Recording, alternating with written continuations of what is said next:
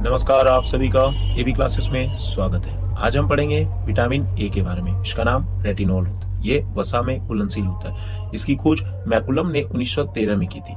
इसकी कमी से होने वाले रोग हैं रतौंधी, जीरोफिथेलियमिया, किरेटोमलेशिया, संक्रमण का खतरा। विटामिन ए का स्रोत गाजर, दूध, हरी पत्तेदार सब्जियां, फल, मछली और पनीर है। अब हम पढ़ेंगे विटामिन बी ग्रुप के विटामिन बी1 के बारे में। इसका नाम थायमीन होता है। ये जल में घुलनशील होता है। इसकी खोज आइजैक मैन ने 1897 में की थी। इसके अभाव से बेरी रोग होता है। विटामिन बी1 का अच्छा स्रोत गेहूं, मूंगफली, दूध, खमीर, दालें और बीन्स होती है।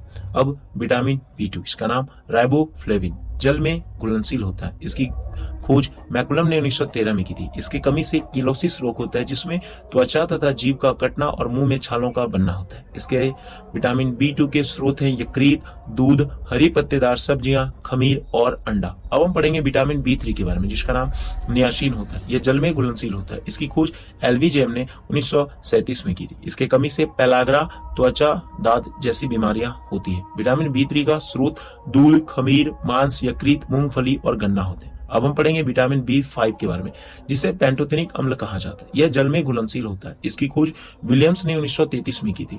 इसकी कमी से बालों का सफेद होना और शारीरिक दर्द जैसी बीमारी होती है। विटामिन बी का स्रोत खमीर, मूंगफली, दूध, टमाटर, शहद, यकृत, अंडे इत्यादि। अब हम पढ़ेंगे विटामिन बी6 के बारे में।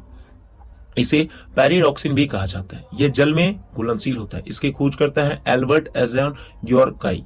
इसकी कमी से एनीमिया और डर्मेटाइटिस जैसी बीमारी होती है और इसके स्रोत हैं दूध, मांस, अंडे, मछली, हरी पत्तेदार सब्जियां, सोयाबीन इत्यादि। अब हम पढ़ेंगे विटामिन बी7, जिसे विटामिन एच बी कहा गया।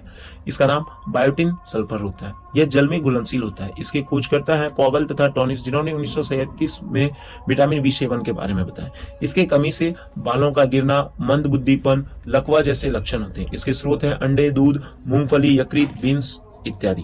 अब हम पढ़ेंगे विटामिन बी9 के बारे में। इसका नाम फॉलिक अम्ल होता है। यह जल में घुलनशील होता है। इसकी खोज करता है लूसी विल्स, जिन्होंने 1934 में विटामिन बी9 के बारे में बताया। इसकी कमी से मैक्लोब्लास्टिक एनीमिया जैसी बीमारी होती है। इसके स्रोत हैं दूध, केला, यकृत, सब्जियां, सोयाबीन। अब हम पढ़ेंगे विटामिन बी12 के बारे में।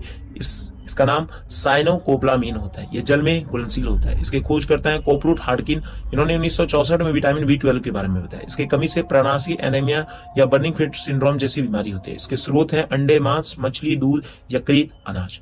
अब हम अगले पार्ट में पढ़ेंगे विटामिन के ही बारे में। धन्यवाद।